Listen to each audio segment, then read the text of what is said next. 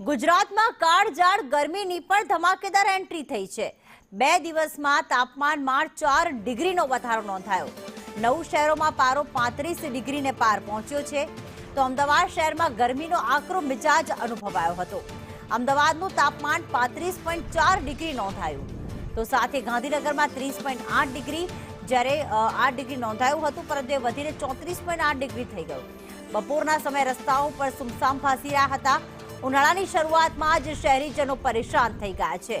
ગરમ પવનોથી લોકોના હાલ બેહાલ થઈ ગયા। અલગ અલગ તાપમાન ધરાવતા જો શહેરોની વાત કરીએ તો ડીસામાં 35.1 ડિગ્રી તાપમાન નોંધાયું, સુરતનું તાપમાન નોંધાયું છે 35.4 ડિગ્રી, જ્યારે વડોદરામાં પણ 35.2 ડિગ્રી તાપમાન નોંધાયું છે।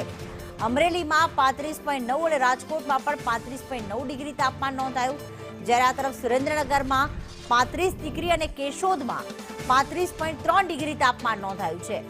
આગામી દિવસોમાં હજુ પારો વધુ ઉચકાશે। વેસ્ટર્ન ડિસ્ટર્બન્સના કારણે વાતાવરણ પલટાયું હતું, તો કેટલાક વિસ્તારોમાં કમોસમી ઝાપટા પણ પડ્યા હતા।